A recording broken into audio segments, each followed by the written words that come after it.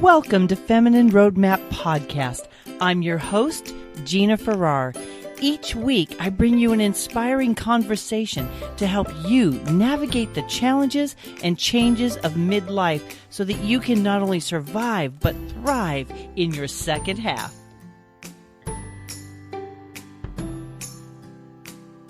Hello, Feminine Roadmappers. It is Gina here, and today we are going to be talking about learning to uncover, create, and tell your transformational story. My speaker today, my storyteller, is Linda-a-Olson, and she believes that everyone has a transformational story, and her mission is to impact 1 million people a year through story. Linda is a story expert, a TEDx speaker, and a multiple best-selling author. She's the author of Your Story Matters, Your Own Story, and Tell It with Clarity, Confidence, and Impact. So without further ado, Linda, thank you so much for saying yes to me. Oh, my pleasure. I'm delighted to join your group and share together this morning. You know, you and I were talking before we hit record about how everyone has a story, but not everyone recognizes the power or the impact that their story can have because it's their story, right? Absolutely. And not only that, not only don't they recognize the power, many people don't even recognize that they have a story, much less the power. In fact, I did some research and I thought, if story is so important, why aren't we telling our stories every day? And I discovered the number one reason is because most people don't think they have a story. And I'll tell you, nothing could be farther from the truth. You know, I'd love to hear about how you got involved with this idea of storytelling. Did it start as a child? What was that drew you to this topic and this mission? Well, that does go back a long way. Although my dad was very much of a storyteller, I really didn't even put those pieces together until late into my adult years. But it was at the early age of 14, through a tractor accident, my 2-year-old brother was killed. I was the one driving the tractor. And that was a very long journey to healing. But I discovered along the way many things, because it's always, as you know, through the journey that we learn the most. And although it was a long and costly journey to healing, I realized the most costly thing would be if I stayed stuck in my story. And so somehow I knew I had to just push through and found the courage and the strength from within to just face every fear, face every conflict that came up and move forward. And when I did come to complete healing, suddenly this whole idea of story came about. I mean, if somebody had truly asked me just a few years prior to that, what's your story? I probably would have said, I don't think I have one. But somehow everything came to light when I came to complete healing. And that's when I started asking questions. If everybody, if story is so important, why aren't we all sharing our story? And I discovered, and I already shared the first thing, most people don't think they have a story. Secondly, if they could come up with something, they don't think others would want to hear it. And thirdly, if they came up with something, they have no idea how to tell it. And somehow I knew in my heart that was my new calling. I thought that's what I was born to do, to help people find, create, and tell their stories. And so it's a brand new mission as of basically about 5 years ago. And I'm having a ball with this. That is amazing. Nobody can see you, only I can see you. But you are beyond 50. You were at a point in your life where I love talking to women who are 50 and beyond who are starting something new. Because it's so wonderful to have examples of people that are excited about something and finding something that lights their fire and living a life of value, importance, vibrancy, and not allowing a societal expectation or idea to stop, because a lot of women, when they turn 50, they think, man, my life is over. Like they literally, on the story topic, think their story has ended. And now it's just one long epilogue, right? But it's not. And I love how you're the example. And I want people to know that you're one of those women who said, okay, I've lived this much of my life. Maybe you've raised children. Maybe you've had jobs. Maybe you've done 100 different things, but now there's this newness, this new mission, and there's an impact. You've been a TEDx speaker. Like you've done amazing things, and it's all within the last 5 years. That's so inspiring. I just wanted to point that out since I'm the only one who can see you. Oh, well, and you know what? I have to tell you something. It was like when this whole idea of story came to light, I look back, my professional career was a marriage and family therapist, which I did for 15 years. And something that I always thought was just going to be a hobby turned out to be actually a great business. And that was, some of your listeners may be familiar with Creative Memories. Oh, where yes. we would help people get their photos and put them in beautiful albums. Well, I did that for 24 years. And I thought, all of that is about story. I've been helping people with story for more than 40 years. And then I thought, you know what? The big thing about that is I've yet to find one person who does not have a story. Everybody has a story. Creative Memories is that was a great experience for a lot of people that I knew. Yeah, I was a young married when a lot of people were getting really involved in it. I have at least 2 unfinished photo albums in the next room. And I can help you with that. I saw the pictures behind you and I thought, she loves pictures. It's so beautiful. But you know what? There is something about looking at pictures that can help people identify what's happening in their lives. And is there part of that process helping them almost picture in their minds using that visual component? Maybe not physical pictures, but do you use that kind of a component to really help them identify points of their life? Absolutely. Because the phrase, a photo's worth 1,000 words.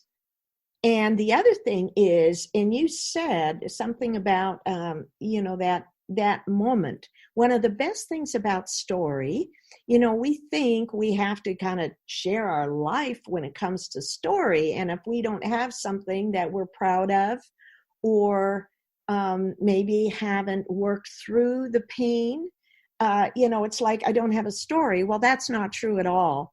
And so a fun little exercise I will do, I said, if you don't think you have a story, I said, pick up your cell phone, look at your photos, and tell me the first photo that brings a smile to your face. That's your story. Because Webster Dictionary defines story as an experience that we share with someone. It's as simple as that. And we make it far too hard. It really is very, very simple. And fun. Can be very fun. I think about how, as a believer, like when people talk about sharing their testimony, people say, well, I don't have a testimony because I wasn't a drug addict. I wasn't a prostitute, And so I really do think that that's a congruent thought along the line of, because it's a message, it's a testimony, it's a story. I think people think it has to be like Hollywood movie worthy in order to have value. You know what I mean? Yeah, I do know. And that's so true. Many people think like that. And, I look at kind of 3 different kinds of stories. One is kind of like the stories we'd find on our cell phone, the photos that we've taken are more like our everyday stories. And then secondly, I refer to what I call the turning point stories. So it's basically a time in our life where something changed for us. It was a turning point. So that, often comes out of conflict. And whether it was our mindset that changed, an attitude that changed, it could be a major change, like defining moments in our life, like marriage or having our first baby or moving or those kind of things, but something that had a significant impact in our life. And then are the signature stories. And those are the big stories that carry a theme throughout our life. But they're all stories, and they're all, have meaning and value that we can help others with.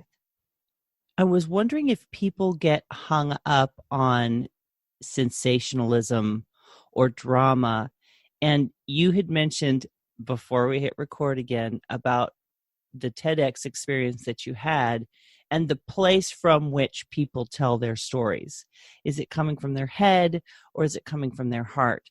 So as you're sharing these three types of stories, I'm thinking of the people I've listened to. I was telling you before that about 2 TED Talks from women that I really admired. And I thought, you get caught up in the story because they're telling it with all of their being. Like they're connected to it emotionally and they're putting that emotion out. They weren't crying. It wasn't dramatic like that, but just that it's the heart of the story, not the magnitude of the story, would you say? Absolutely. That's a very good point, because we connect with others emotionally. And because of the broken world that we live in today, we all know brokenness, we know pain, we know conflict. And it's really, that is our strongest connecting point. So any great story has conflict. And we can talk about conflict from our head. So it's really, this head knowledge. Or we can share it from a very passionate place in our heart. And it doesn't have to be a big incident at all, or a big event or anything. It's basically what touched your heart. What comes to mind when I share that, I remember Jack Canfield, co-author of Chicken Soup for the Soul. I was at a conference where he was speaking, and he said he picked up one of his good friends from the airport. This man was a very wealthy man. He had earned far beyond he had ever imagined. And as they were driving along, he says, I have a question for you. He said, what impacted you more than anything else in your life? And the man immediately responded. And he said, oh, that's easy. He said, when I was in Africa and sat on the ground among the little African children, one little boy took his hand, he put his hand on my chin, and he turned my head. And I said, what are you doing? He said, I want to remember your face when I get to heaven. And I thought, oh, how precious is that? He said, I will never forget that moment. It wasn't like a big traumatic event, but it touched his heart so deeply. And that's what real story is about. It's what touches and grabs the heart. I think about the things that stir our spirit. They stir our soul, I think when I talk to people who are looking for their purpose, for example, I think story is very much involved in a person's purpose and calling as well, because you find that people have a tendency to return to a topic or to return to a message, and it's always woven in their conversation. It could be mindset, it could be painting, it could be anything, but it's almost like that thing that's in the fiber of your being. And because it's so in the fiber of your being, it's harder to identify it. You know what I mean? And it's interesting because as you share that, we may hear that theme with other people. They don't necessarily know it. Exactly. Somehow we're always the last ones to discover from ourselves. But I actually, as part of a program, I help people walk through their life journey. And in that process, we pull out a theme or a thread because it takes them to their purpose. And once they recognize that, there is a confidence, that just comes out, and it's like, this is what I was made for. This is what I do, and this is how I help people. And many times it's like a big surprise. They've never looked at that, have never considered or never known. But there's something transformational about that. Yes, I love it. That is great. I love to get people to share their stories in a different way than you. And I don't teach them how. I just try to ask good questions. And there's something so inspirational and fascinating when you unlock someone's story enough for them. You hold like for me, I'm a space holder. I just hold the space here for an hour with people. I have a YouTube channel that's about 45 minutes, and I just allow them to speak from their heart. Most of these people have written a book, so they've at least figured something out, right? But I find that as they share, something transforms in them. And I'm sure this is what you do for people. You help their story almost transform them. It kind of possesses them, and they get excited about it. And it comes alive as they share. For me, when I'm just asking questions and holding a space for them, people's stories, I love getting people to share their stories, because it's like having a treasure chest every time I sit here and talk with someone. And so I think it must be really great for you to actually be the person to kind of make their light bulb go on. Well, Gina, first of all, let me compliment you and just tell you, you are exceptional with two key things that you do to help people draw out their story. One is you, like you said, you ask questions that would draw their story out. And the other thing is you listen. It's like if we would just remember those two keys, to ask good questions and to listen. And they'll tell you their story, because actually most people are dying to tell people their story, because in doing that, you show them that you value them. And you know what? People overall, I'm just talking generally, are so broken, many people, and they just need to know that their life counts, that somebody's willing to listen to their story. And so, yes, I just take it to another place where I show them now, and you're right, help them discover. I don't just tell them, I help them discover by asking questions on another level. It's like, well, I'll ask them, okay, in this period in your life, these are the events that happened. So what's the biggest character trait do you believe was developing in your life?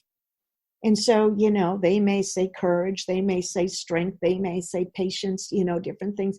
And we walk through each area of their life that way. And at the end, when we really do that, and I actually do that with photos as well, and walk through, I said, this is the legacy that you have now to pass on to the people that you love and want to encourage. And it's like, wow, I never even thought I had anything to leave. Absolutely. You've got lots to leave, and it comes through your story. You've mentioned twice the brokenness of people, and it makes me think of disconnection, Linda. I was just talking with someone in the last couple of days about the speed of life right now and how it's going so fast.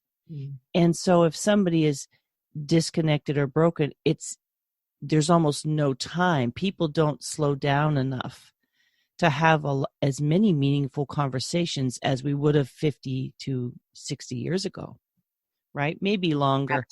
Time goes so fast. By the time, I would say up until the 40s and 50s, we still had some time. Technology was just kind of starting to come into people's homes in the degree that the tables were going to turn and people were going to get busier and busier with their technology.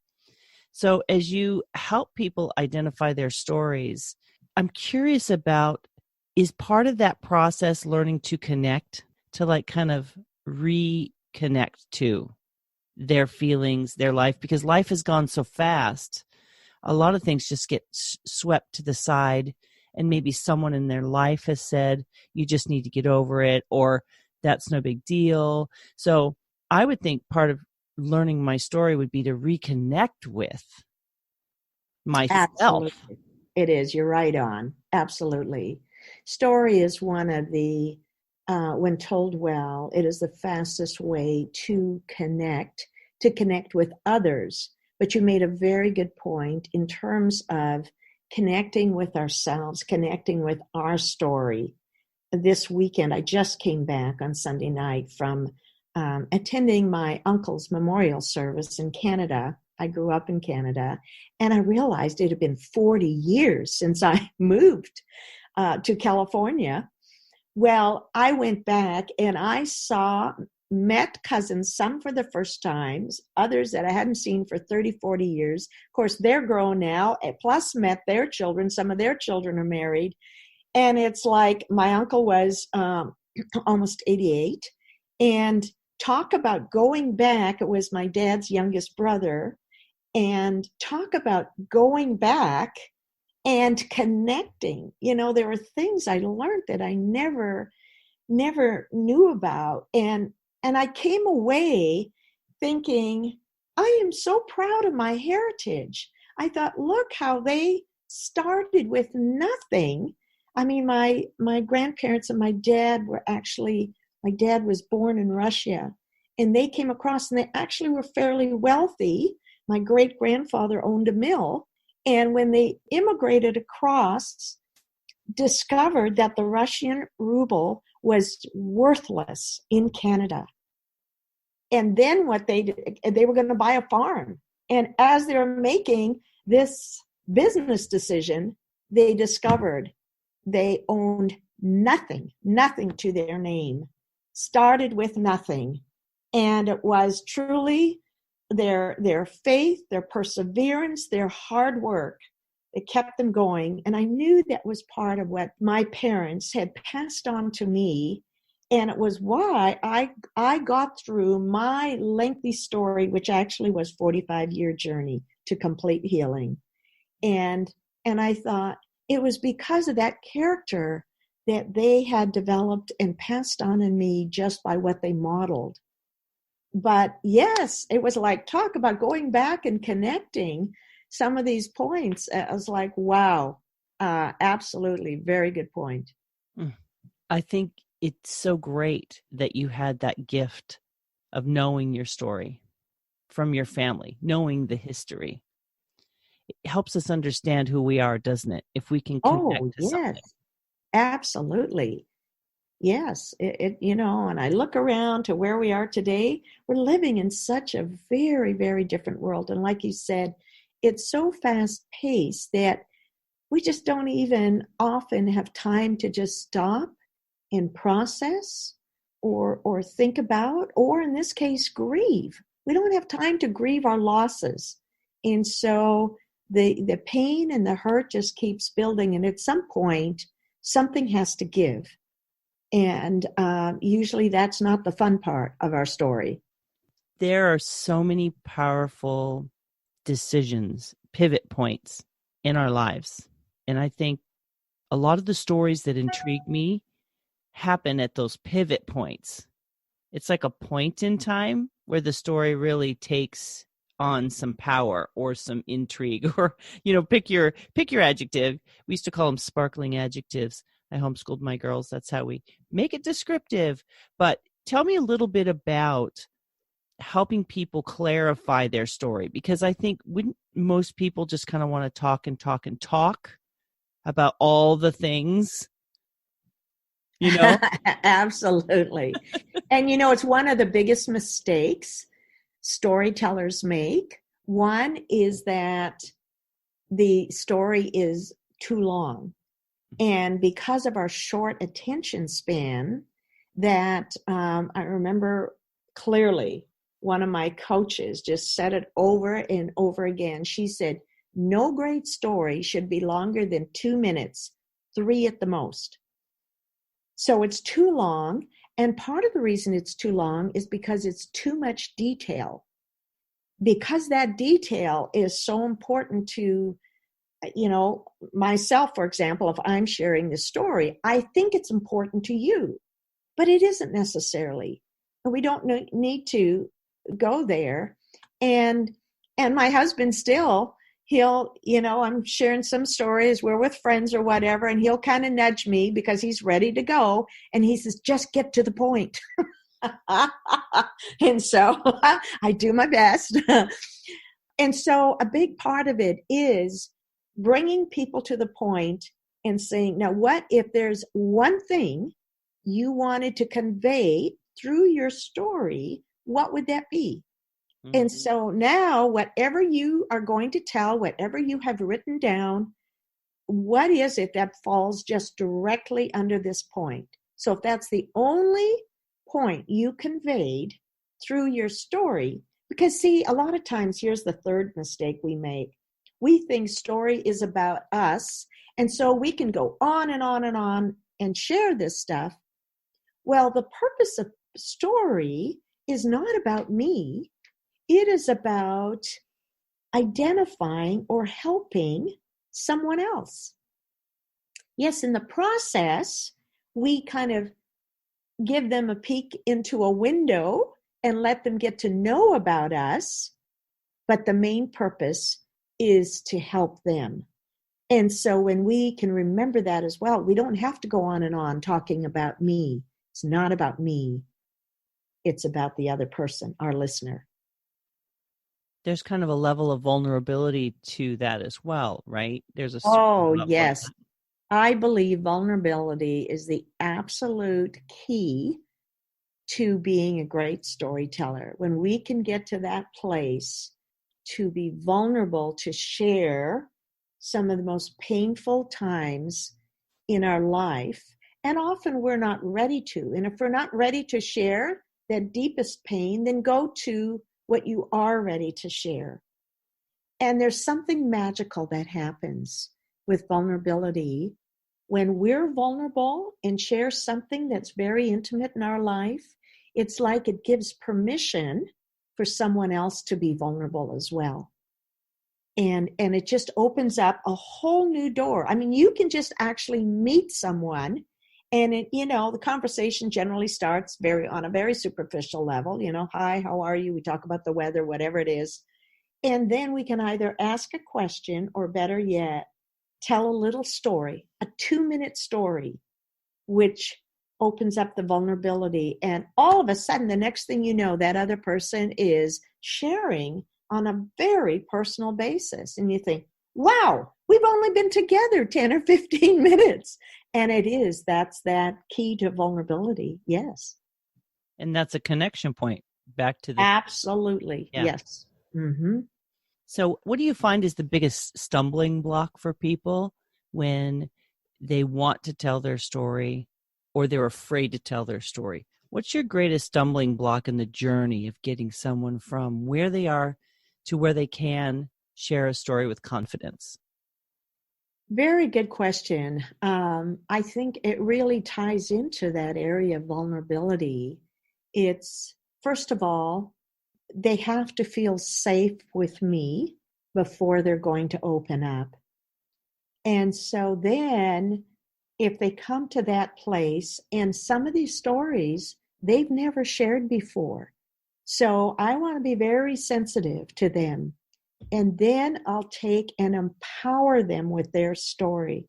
And I said, because you told me that, or this is what I see in you, you have tremendous courage, tremendous strength. Do you know how much people need to see that courage and strength today?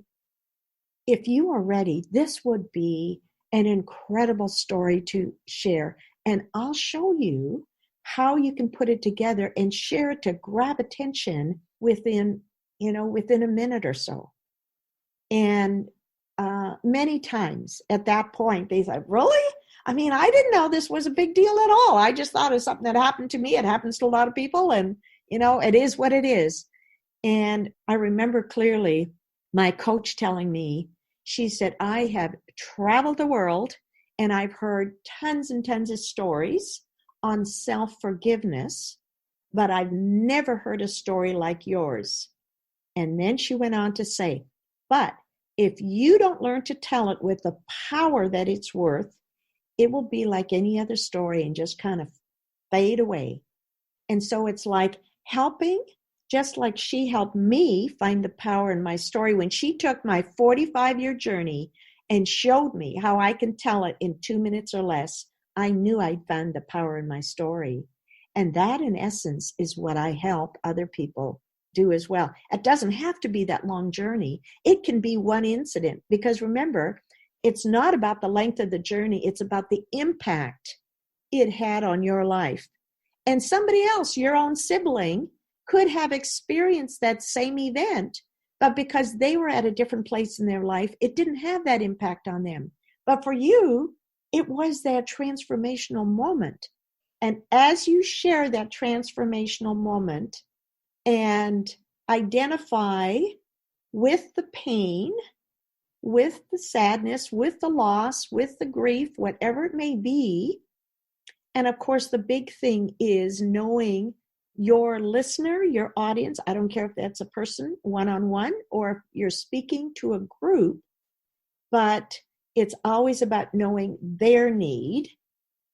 And when you know that, they're facing some big challenges, every challenge comes with fear of the unknown, fear of the unexpected, fear of, is this going to be successful? It goes on.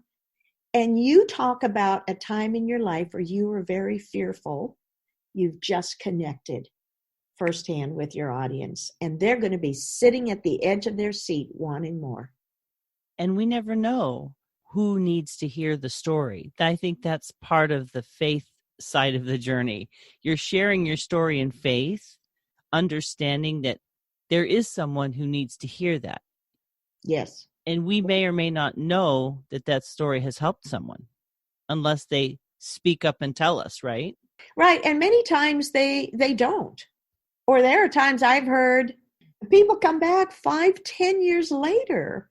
And in fact, now being in Canada and seeing these cousins, several of them had even told me they came to visit us in California. And I'm trying to go back in my mind. I'm thinking, okay, really? Okay, tell me a little bit more.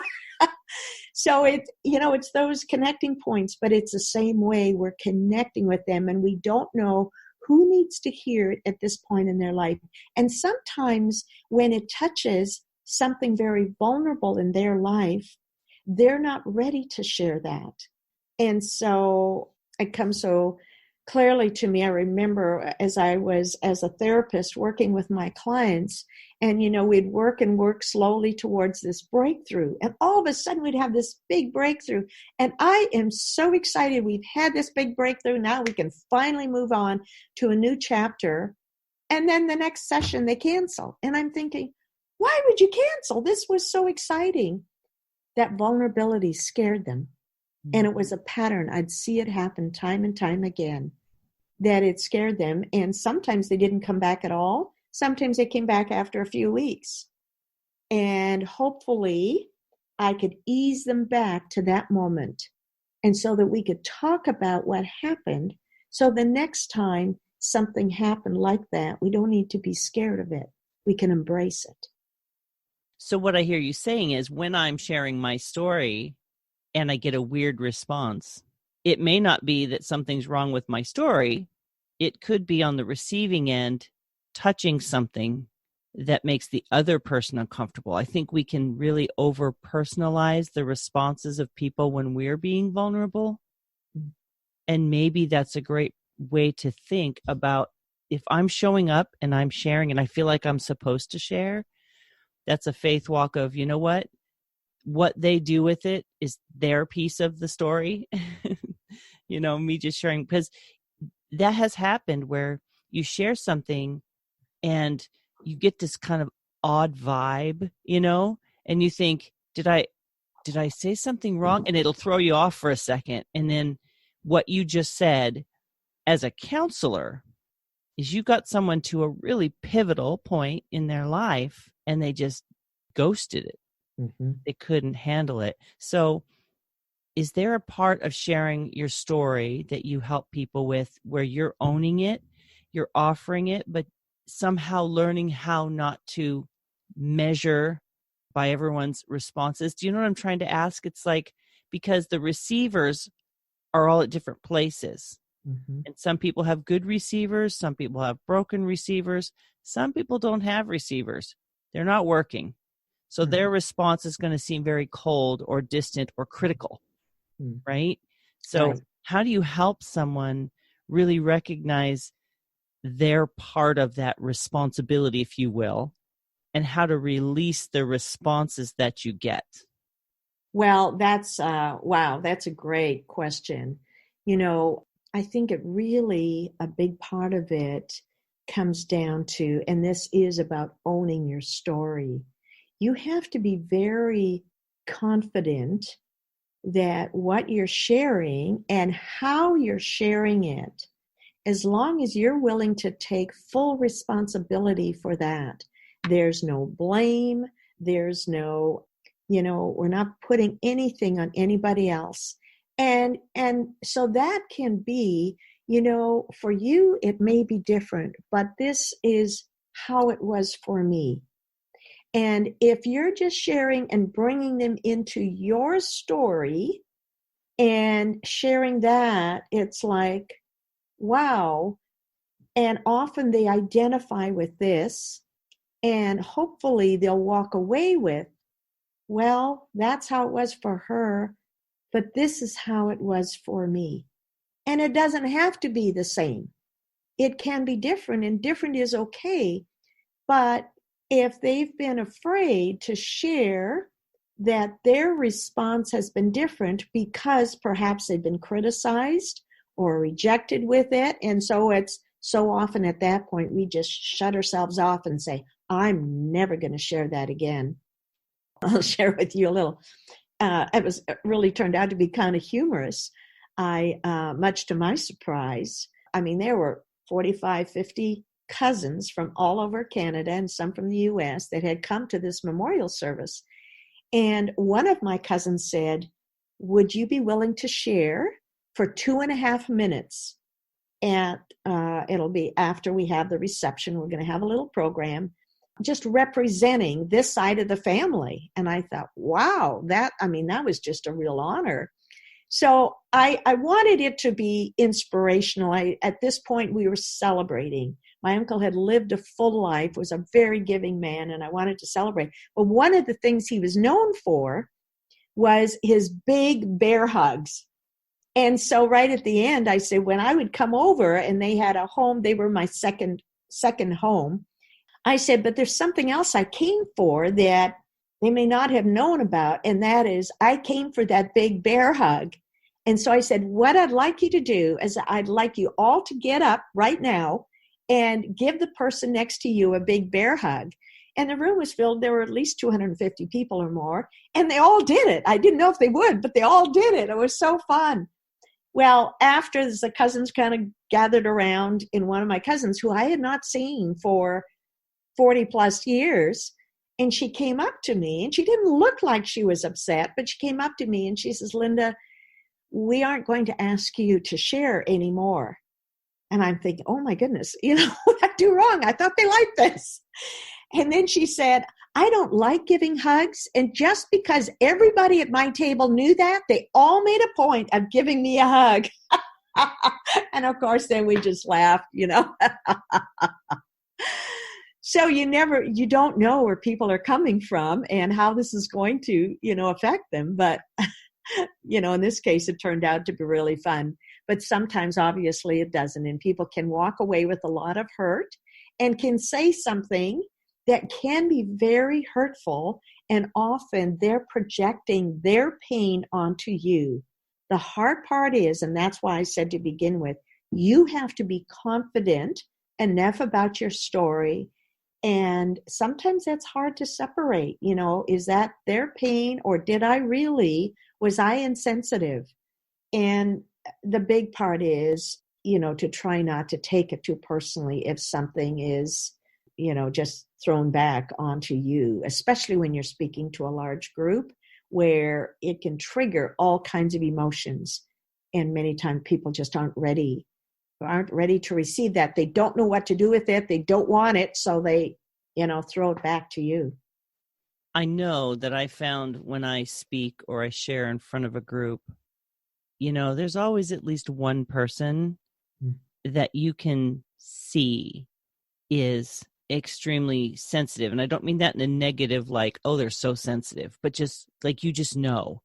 They're sending off signals that are kind of warning you, right? Not to get too close, not to do this, not to do that. And there's something about those people. I'm like, I want to draw them out because they're wounded, and so we can think of our story as it can be a balm. It may not be a balm in the moment, but what is that? It takes 7 or 8 times for someone to hear something before they actually hear it and respond to it. Yes. It's like a sales and marketing technique, but it's true in relationships too, especially. We never know where we're dropping into someone's life. If they're there and we're there, it's supposed to happen. We can't control the outcomes, but you just never know how what you say or how you respond to someone is a drop in that bucket of 7 or 8 contacts that could move them toward something powerful in their own lives. So again, back to that faith journey, when we tell our stories, there is an element of faith. We're Absolutely trusting that this is a vehicle that we're using to reach into another person's lives without knowing what the real result will be. Yes, absolutely. It is. You've said it very well. And when I'm with a group, often, you can tell, it doesn't matter what size the group is, but you can often tell the people that are just, sitting in the front, the edge of their seat, they're just alert, they're just ready to embrace everything. And that's exciting. I look for the person who is the least likely, most resistant to receiving what I have to say.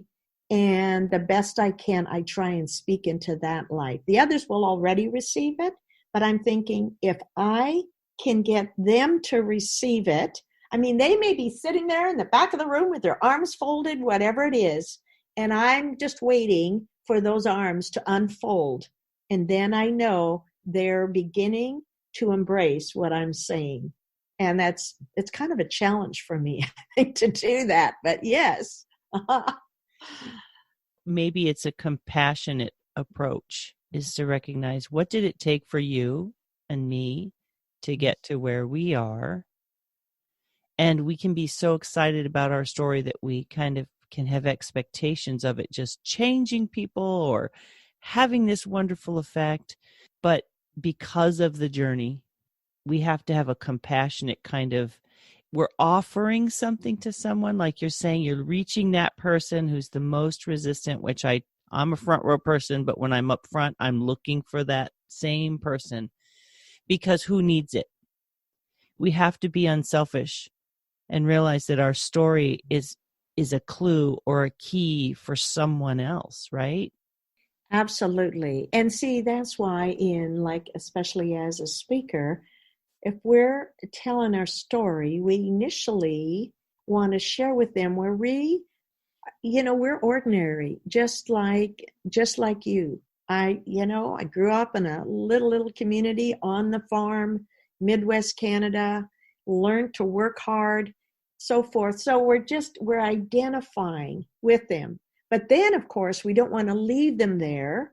And as we bring in some of the conflict, some of the painful moments, but then we want to carry them through to know, how did we come from that place to the place we are today, where we can really help people with whatever it is that we've learned in our life.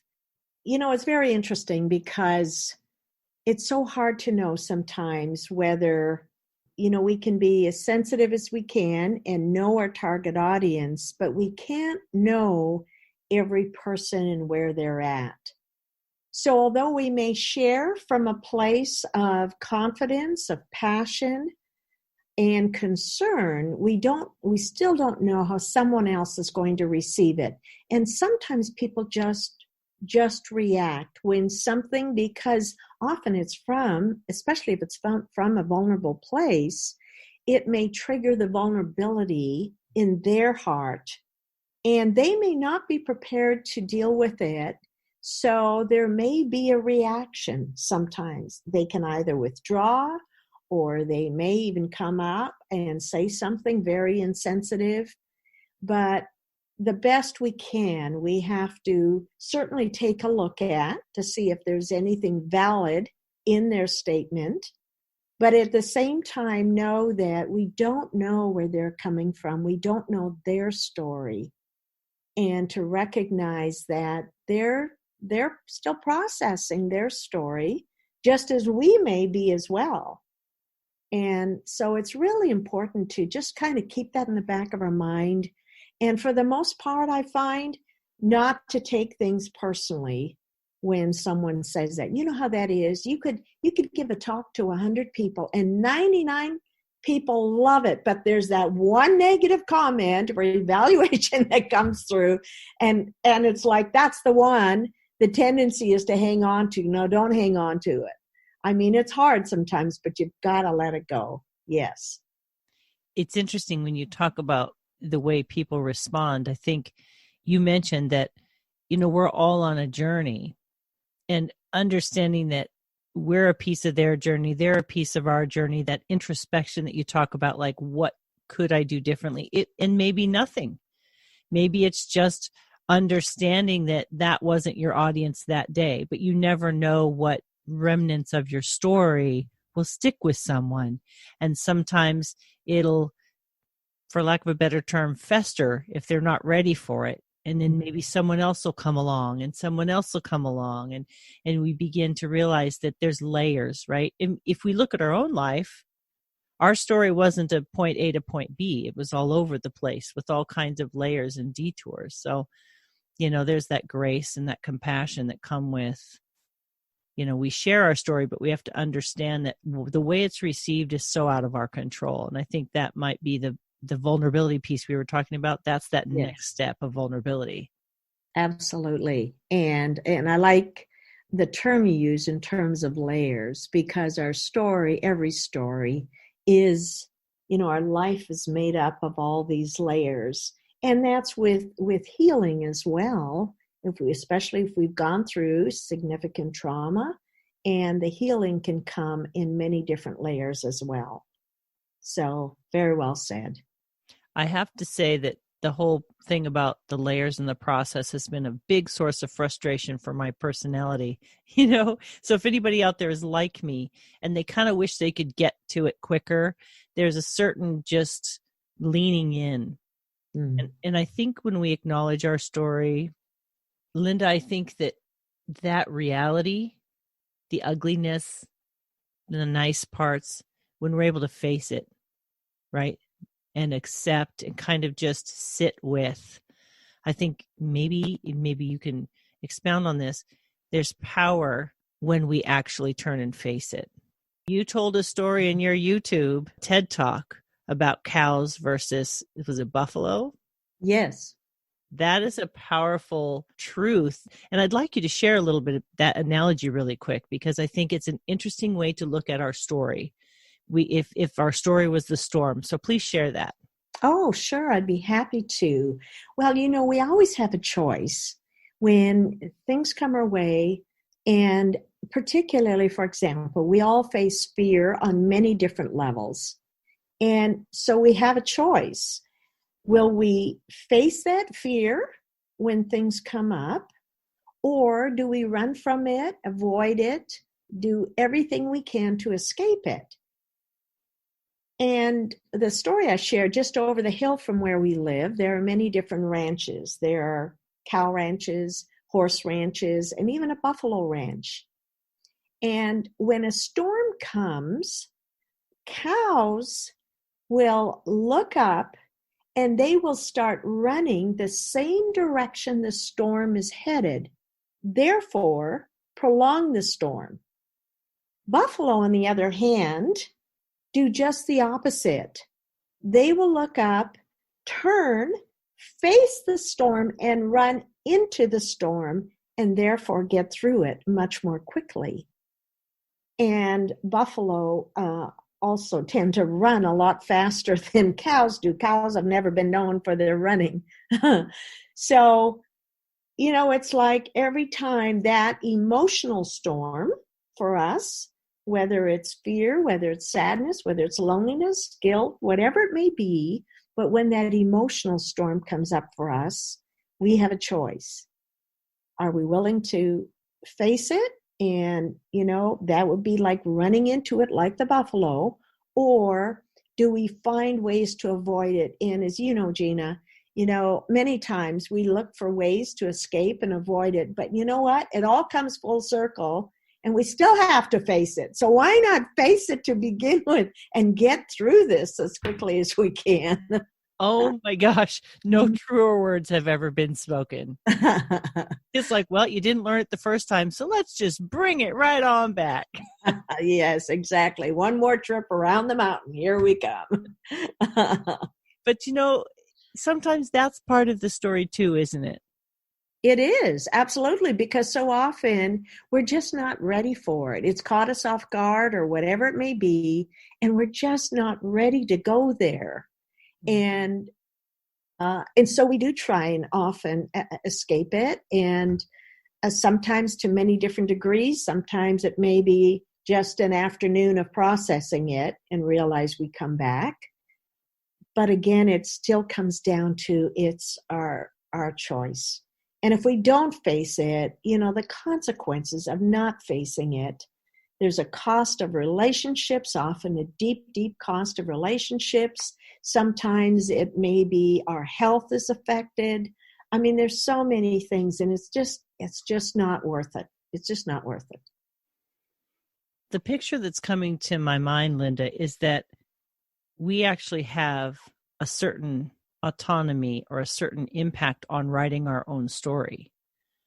If we choose to be the cow or we choose to be the buffalo in the analogy, that's us picking up the pen in our life and writing the story that way.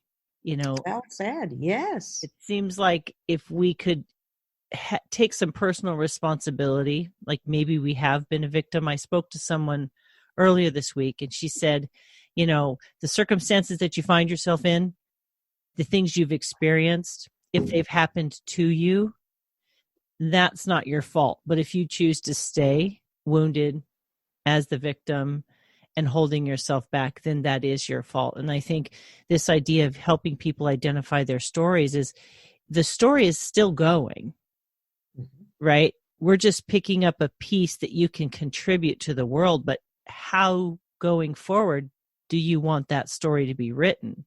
So there's then, there's now, and there's the future all happening in our story writing process, right? We can't rewrite the past, but we can use the past to inform our future, and that affects how we live today. So do you kind of also include the idea of the ongoing story? Like this is a story you use, but helping people focus on the current reality of their story? Oh, very much so. And I really believe our story unfolds every day. And so it's not about, like you said, what happens to us, but it's how we respond or react to what happens to us.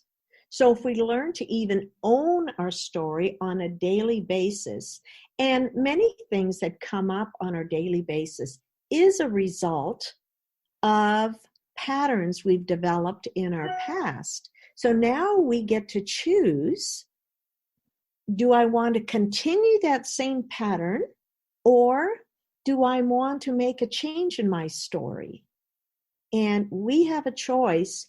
And the more we embrace our present story, which is as well as embracing our past story, the more we'll empower our future story. It truly does all work together. It's amazing. Yes.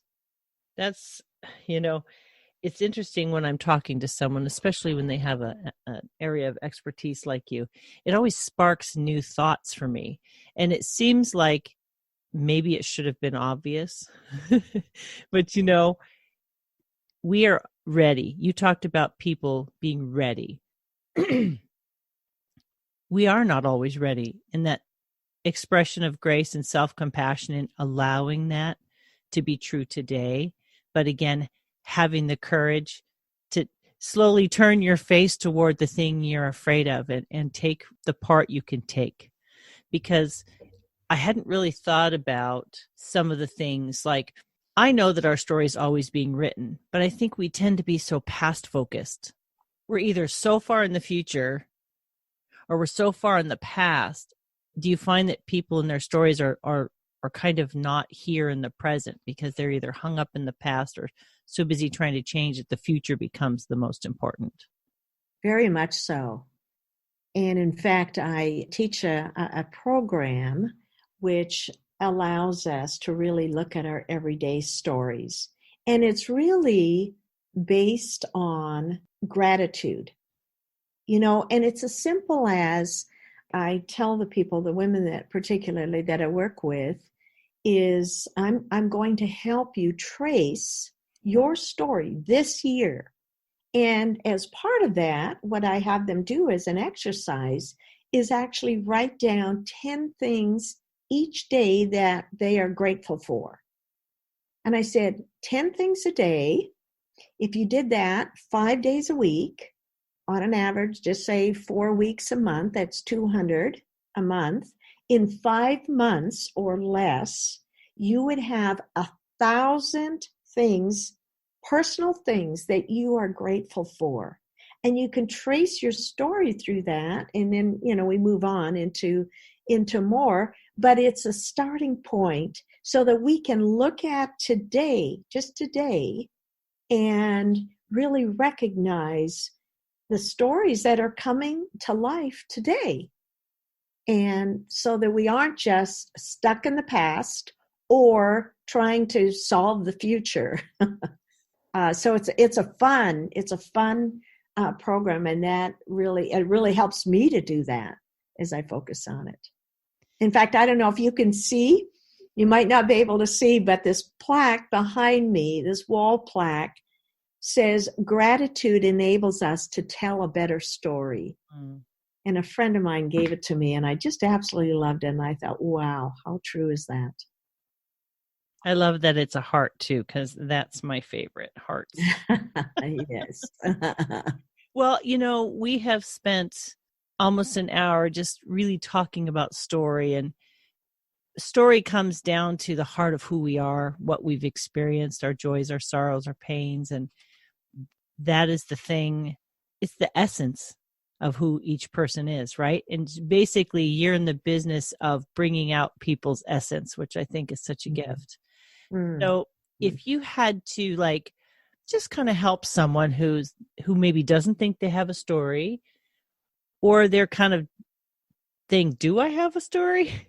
What kind of 3 things could you give them to kind of begin the journey to really honor the journey that they've had and put a kind of map to it so that they can see that there's a story? Well, there's a couple things I would like to suggest. One is I have a video blog that I do each week, and you can find that on my website, wealththroughstories.com, and then just go to the story blog. Or I also have that on my YouTube channel, Linda-a-Olson, Wealth Through Stories. And it's really learning. It's really short, 3 to 5 minutes. And it's really learning about story in bite-sized pieces. And I try and put something valuable in each video that I do. So that would be one place to start. My book, of course, Your Story Matters. This is about helping you with your story, to own it, tell it with clarity, confidence, and impact. And I've got several resources in there. In fact, one of the most fun things I do is I do what's called Wealth Through Stories Live. It's my story retreat. It's a 2-day of taking, there often people come and said, I didn't even know I had a story. and take them from the very beginning, the foundation of story, and we just have it's a fun experiential time. So by the time they leave, I want them to be very confident that they have a story and they know exactly how to put it together. So in the back of that book, by the way, is a $100 coupon towards the story retreat. And if anybody can make it to that to me is, kind of the best, because it's so fun and you just experience it in a small group, intimate setting. The other thing that I would like to suggest is on my website, wealththroughstories.com, on that first page, you can sign up for a 20-minute story strategy session. And so if you want to talk about your story, any part of it, or wondering if you even have a story or want to be sure you have a story, I would be happy to set up a time to talk with you and see if I can offer some tips to help you with that. That is amazing. So practical, and all you have to do is click a button. I like it. Well, Linda, I want to thank you so much for what you bring to the world and honoring the journeys that people have been on and helping them, like I said, with the essence and putting a voice to that essence so that they can really step into the wholeness of who they are, even through the brokenness. And I think of that Japanese craft where they take pottery and they fill the cracks with gold when they put it back together. So it's still beautiful, but the cracks have been gilded to show the beauty of the journey. And so I honor you for bringing beauty to people's journey. Oh, thank you, Gina. And in many respects, it's really what you do. You draw out the stories and bring out the best in people. So thank you. This works both ways. It's been my privilege to be on this show with you. Thank you so, so much. And today I've been speaking with Linda-a-Olson. She is a story expert, a TEDx speaker, and a multiple best-selling author. Her book, Your Story Matters, Own Your Story and Tell It with Clarity, Confidence, and Impact. I will have all of those resources over at www.feminineroadmap.com/episode 155. And you will be able to quickly link over to Linda and her resources. And while you're there, please leave your name and email address. I'd love to have you in my tribe. I periodically send out emails, kind of keep you abreast of what's going on. But the most important thing today, my friends, is to recognize that you have a voice, that you have a story, and it's part of the greater puzzle of the world that we live in, and it's an important piece. So we encourage you to be a buffalo today. We encourage you to face your fears, buck up, get some courage, and understand that on the other side of that storm, there's a rainbow. There's a silver lining. There's a gift for you waiting there. And so if you need help with that, please reach out to Linda. But don't be afraid, my friends. Look at what you've been through. You can do so much more than you imagine. Thank you for joining us today and grabbing a cup of something wonderful. Please share this with a friend. Please, please, please make sure that people hear this amazing resource. Thank you for joining us. We look forward to having more cups of something wonderful with you next week. Take care, my friends. Bye-bye.